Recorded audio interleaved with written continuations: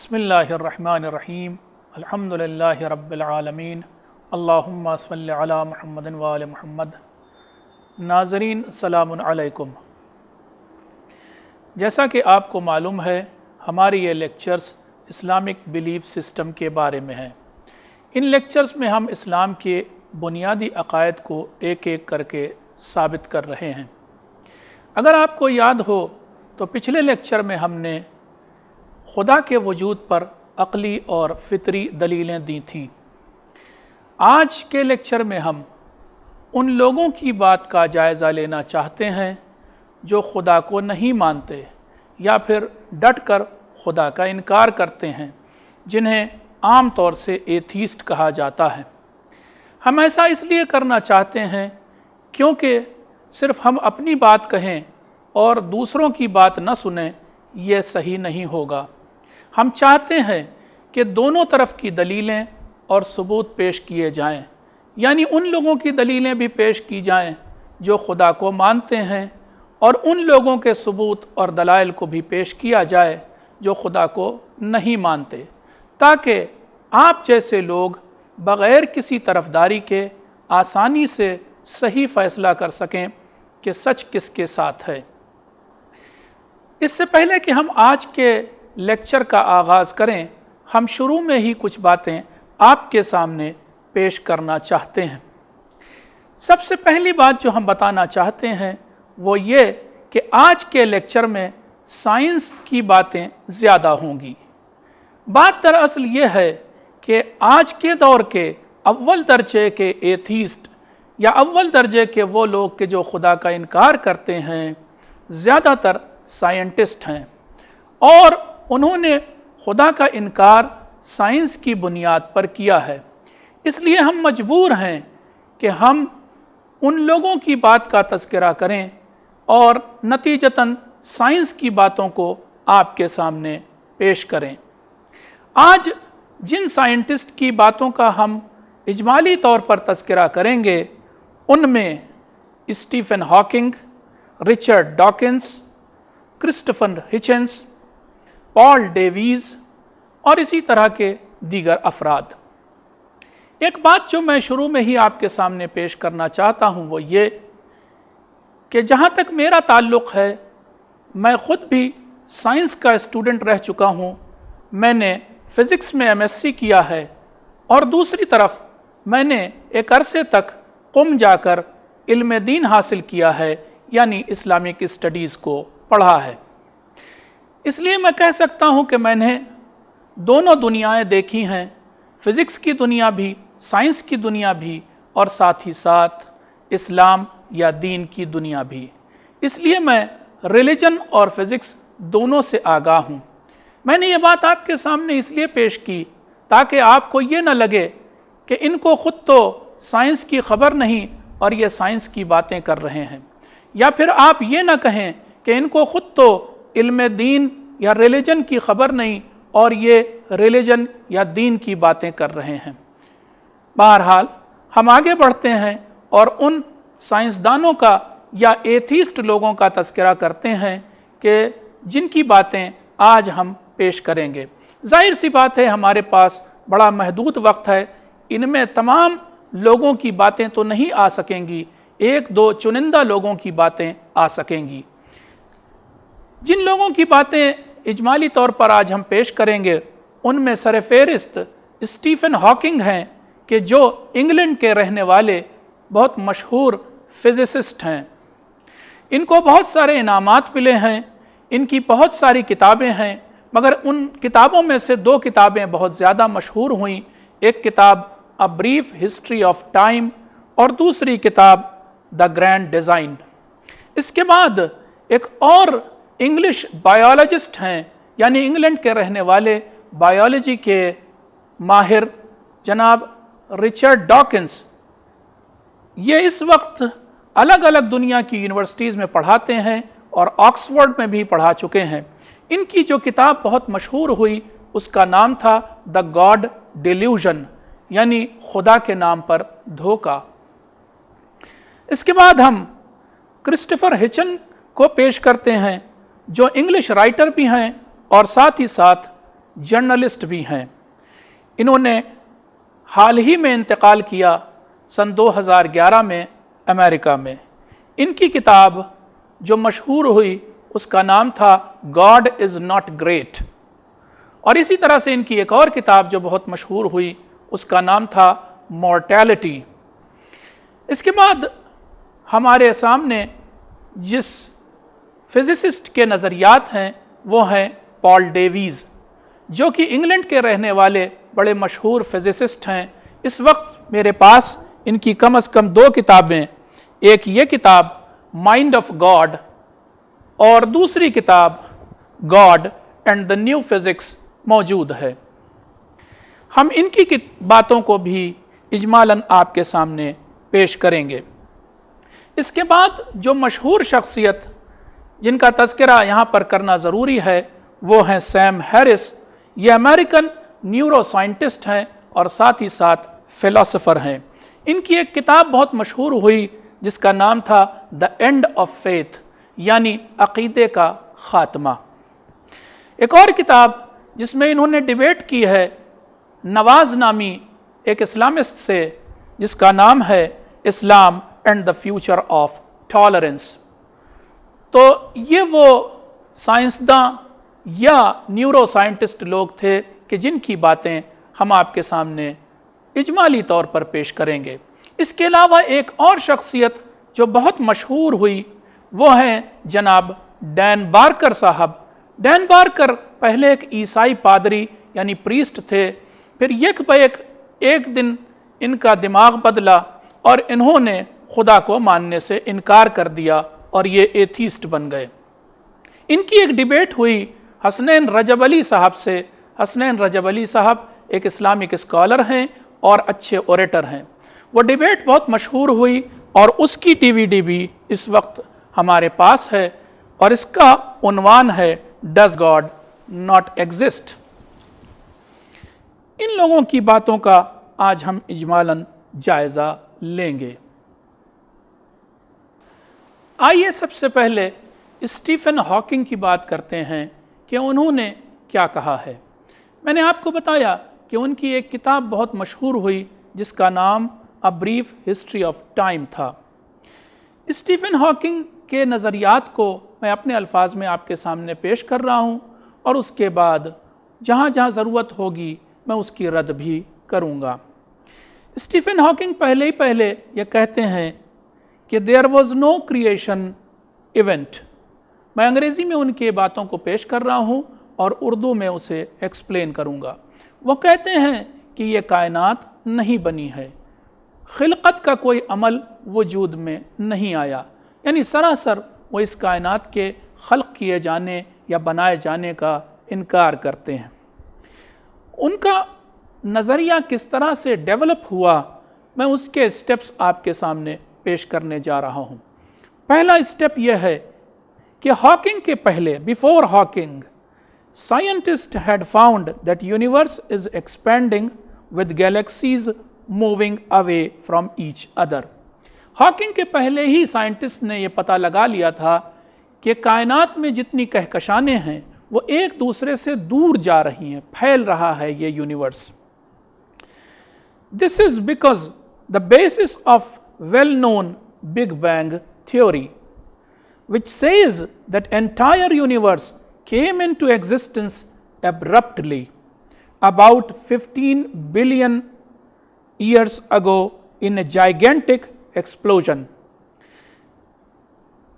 ये यूनिवर्स का फैलना या कहकशानों का दूर जाना इस वजह से था क्योंकि एक बिग बैंग हुआ था, एक ज़बरदस्त धमाका हुआ था, और वो धमाके की थ्योरी ये कहती है कि ये सारा का सारा यूनिवर्स, ये सारी की सारी कायनात तकरीबन आज से 1.5 अरब साल पहले एक ज़बरदस्त धमाके की वजह से वजूद में आई है।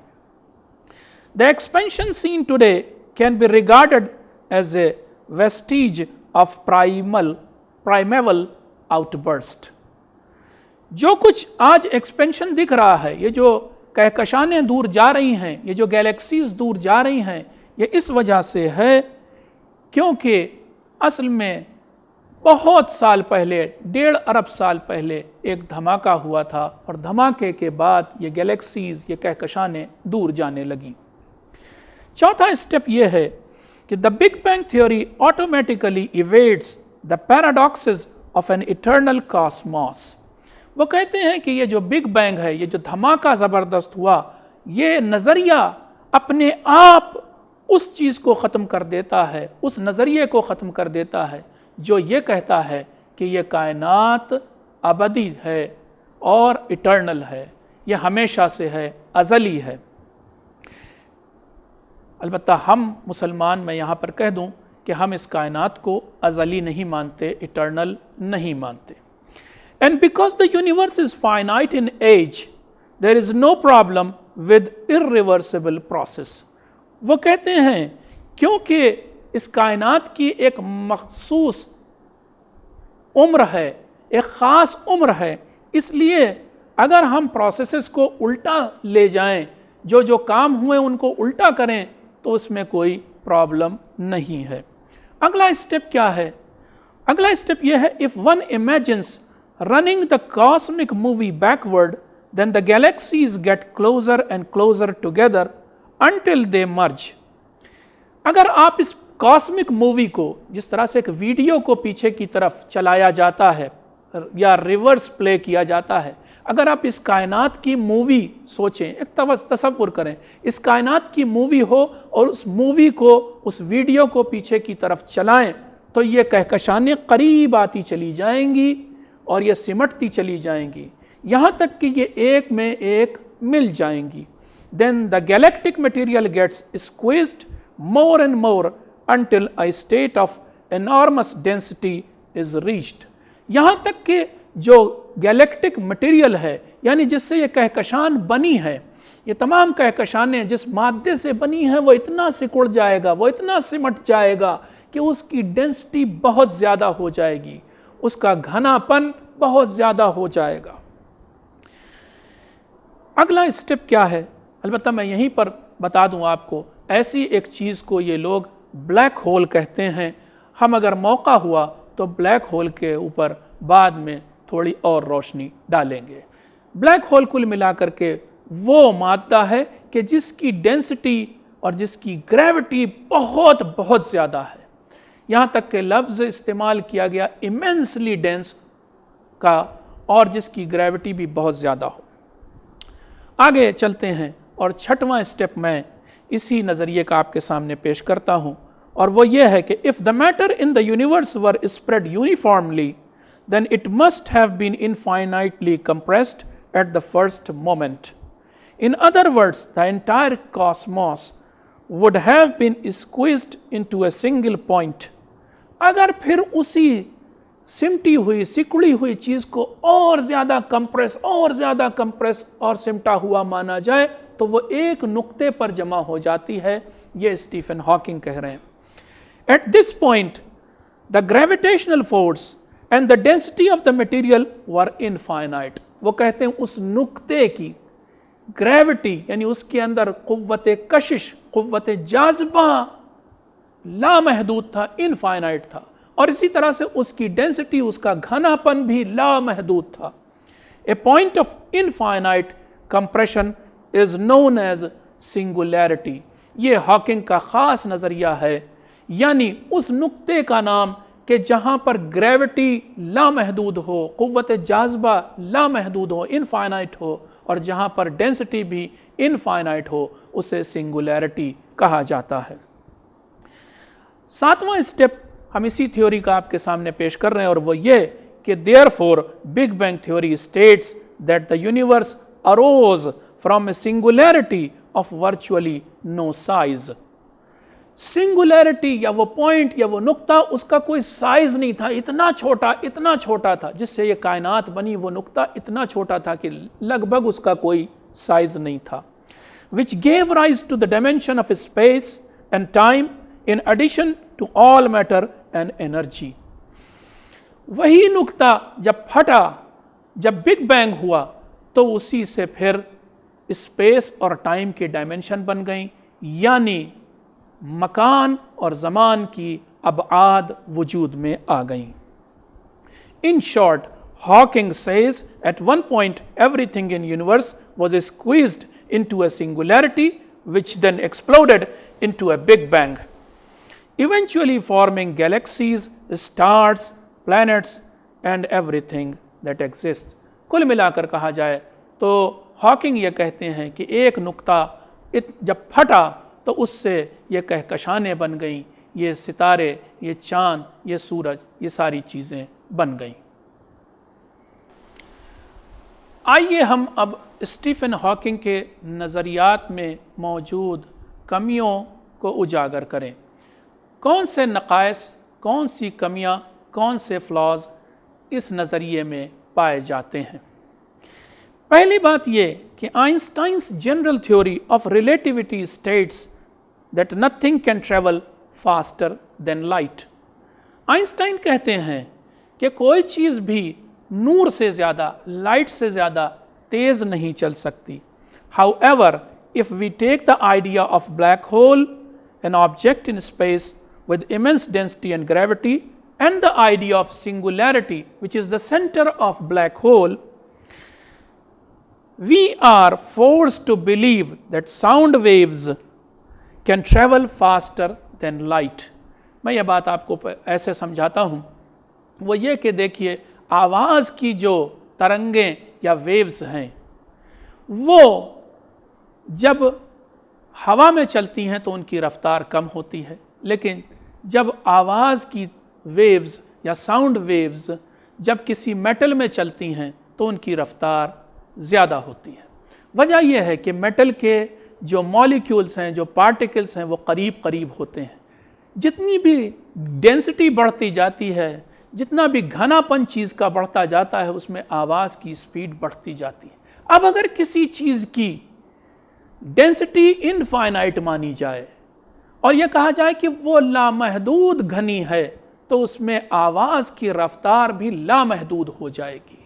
इसका मतलब ये होगा कि उसमें आवाज़ की रफ्तार, साउंड वेव्स की रफ्तार लाइट वेव्स से ज़्यादा हो जाएगी, नूर से ज़्यादा हो जाएगी, और उससे फिर आइंस्टाइन की जो थ्योरी है वो गलत साबित हो जाएगी। जबकि अब तक खुद साइंसदान मानते हैं कि आइंस्टाइन की थ्योरी अभी तक गलत साबित नहीं हुई है और ना कोई इम्कान पाया जाता है कि आइंस्टाइन की थ्योरी गलत साबित हो सके।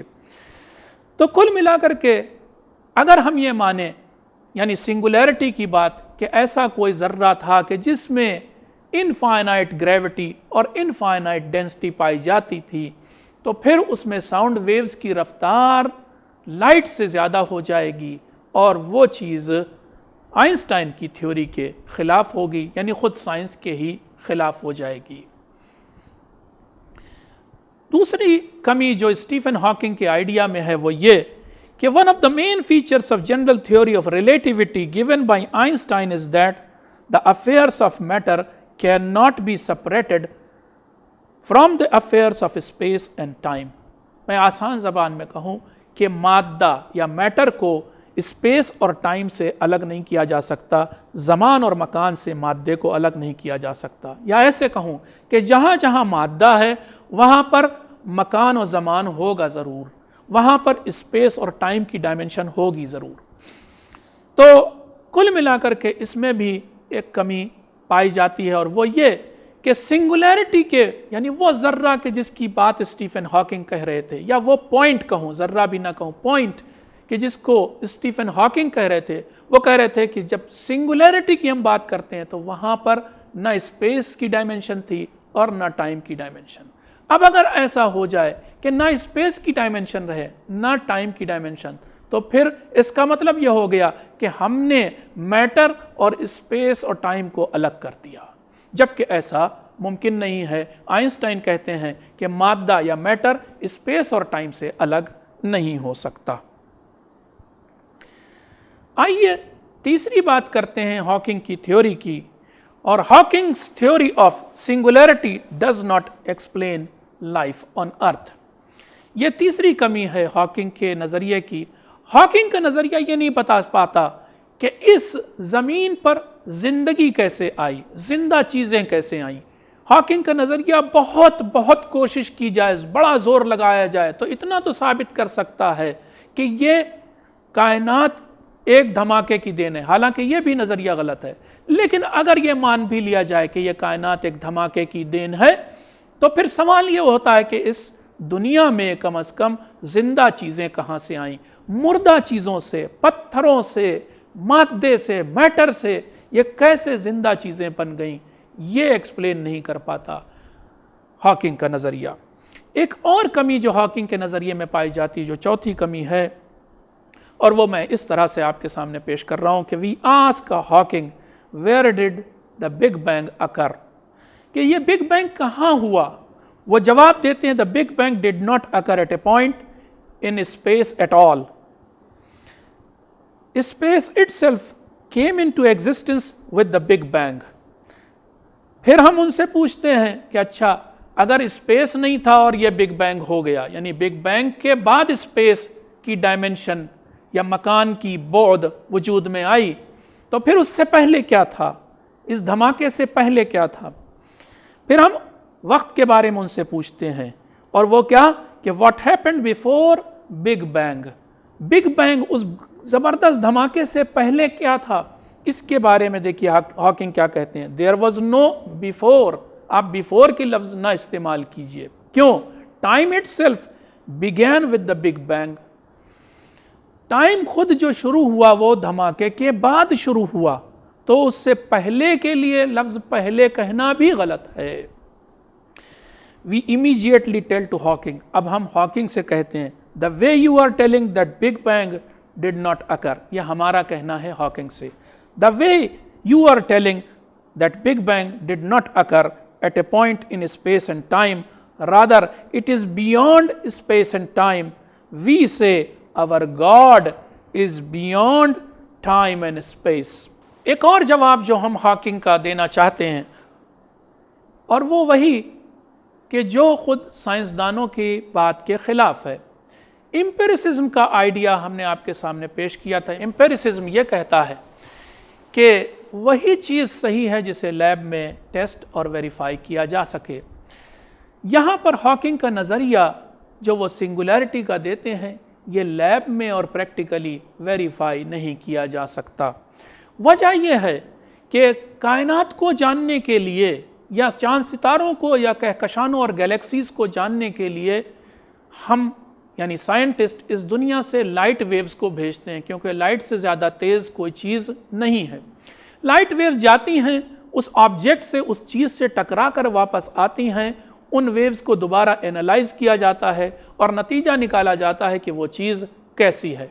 लेकिन ब्लैक होल्स के लिए या फिर सिंगुलैरिटी के लिए एक मुश्किल चीज़ ये है कि अगर यहाँ से लाइट वेव्स भेजी भी जाएं, तो ब्लैक होल की चूंकि ग्रेविटी इमेंस ग्रेविटी है, इसलिए लाइट वेव्स भी वहाँ एब्जॉर्ब हो जाती हैं, वापस नहीं लौटती, उसी में समा जाती हैं, उसी तरफ खिंच जाती हैं ब्लैक होल की तरफ, वापस नहीं लौटती। और चूंकि वापस नहीं लौटती, इसलिए हम लाइट वेव्स के ज़रिए या उन इंस्ट्रूमेंट्स के ज़रिए कि जो लाइट वेव्स पर काम करते हैं, हम इस कॉस्मॉस को, इन चांद सितारों को एनालाइज नहीं कर सकते।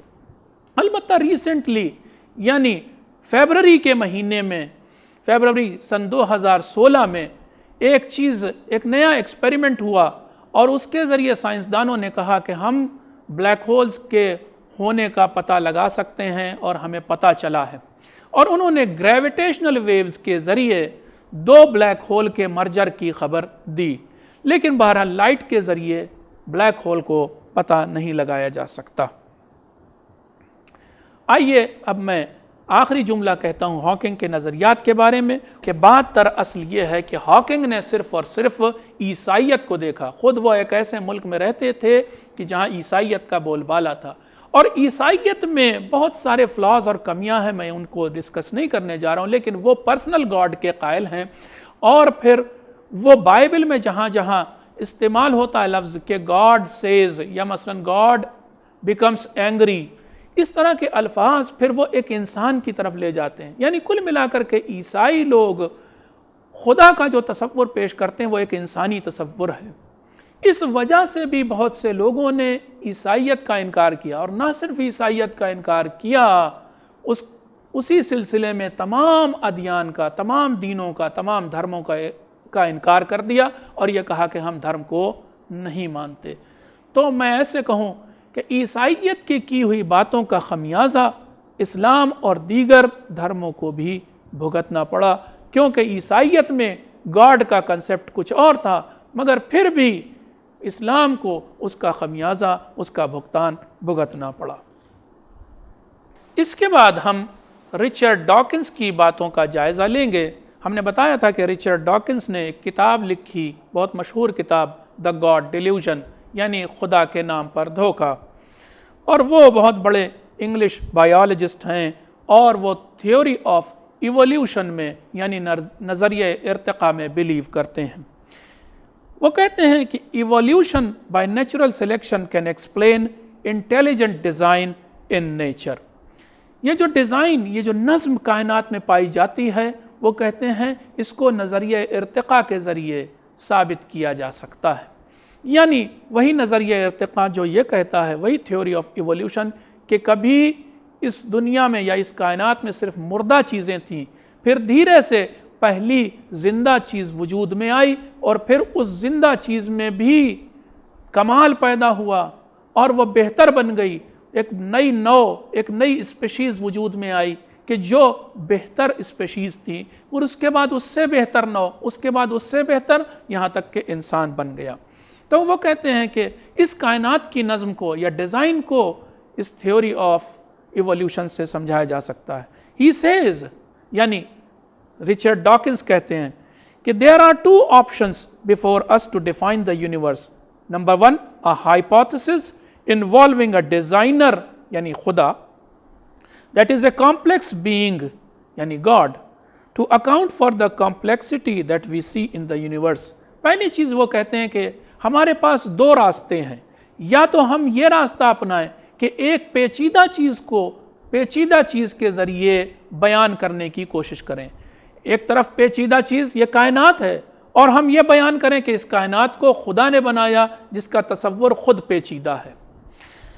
दूसरा रास्ता हमारे पास ये है कि हम एक पेचीदा चीज़ को आसान चीज़ के ज़रिए एक्सप्लेन करें, और वो ये कि हम कायनात जो कि पेचीदा, बड़ी कॉम्प्लेक्स है, इसको हम थ्योरी ऑफ इवोल्यूशन के ज़रिए एक्सप्लेन करें, जो कि जिसका समझना बहुत आसान है। हम जवाब यहाँ देते हैं कि जनाब डॉकिंस साहब, यहाँ पर चूज़ करने की बात नहीं, यहाँ पर हमारे सामने ऑप्शन की बात नहीं, यहाँ हकीकत की बात है। हमें नहीं चुनना है कि हुआ क्या, क्योंकि हमने नहीं किया है। बात हमें ये जाननी है कि यह कायनात बनी कैसे। आप समझने के लिए कायनात को जानना चाहते हैं, सिर्फ समझ रहे हैं, समझना चूंकि किसी चीज़ का आसान है इसलिए आप उसे अपना रहे हैं, या वाकईन वो चीज़ वैसी है। हम रियलिटी को, हम हकीकत को जानना चाहते हैं। इसमें आसानी और मुश्किल की बात कहाँ से आ गई। दूसरा जवाब डॉकिंस साहब का यह है कि वो इस यूनिवर्स की फाइन ट्यूनिंग को बयान नहीं कर सके, और उसके लिए मैं दो मिसालें आपके सामने दे रहा हूँ। और पहली मिसाल ये है कि न्यूक्लियर फोर्स, वो फोर्स के जो प्रोटॉन और न्यूट्रॉन के बीच न्यूक्लियस में लगता है, अगर वो 2% बढ़ जाए या 2% घट जाए या फिर 0.3% घट जाए, तो फिर ये दुनिया नहीं रहेगी। यानी इतनी बारीकी से ये दुनिया, ये कायनात सेट है। इसी तरह से एक और एग्जाम्पल देता हूँ कि अगर मास ऑफ प्रोटॉन 0.2% बढ़ जाए तो प्रोटॉन अनस्टेबल हो जाएगा, और प्रोटॉन अनस्टेबल होगा तो प्रोटॉन मिट जाएगा। फिर वो हाइड्रोजन एटम के जिसके अंदर सिर्फ और सिर्फ प्रोटॉन पाया जाता है, जिसके न्यूक्लियस में, वो हाइड्रोजन एटम भी मिट जाएगा, और हाइड्रोजन एटम मिटेगा तो पानी भी ख़त्म हो जाएगा। तो पानी ख़त्म होगा तो सोचिए कि ये दुनिया ख़त्म हो जाएगी। यानी इस कायनात के खालिक ने इस दुनिया को बहुत बैलेंस्ड और बहुत बारीकी से बनाया है, और इतनी बारीकी आप थ्योरी ऑफ इवोल्यूशन से या नज़रिया इर्तिक़ा से साबित नहीं कर सकते, एक्सप्लेन नहीं कर सकते। इसलिए ये नहीं कहा जा सकता कि थ्योरी ऑफ इवोल्यूशन ही सही है। ये था आज का हमारा लेक्चर, जिसमें हमने बड़े दो साइंसदानों के नज़रियात का जायज़ा लिया और उसे रद्द किया।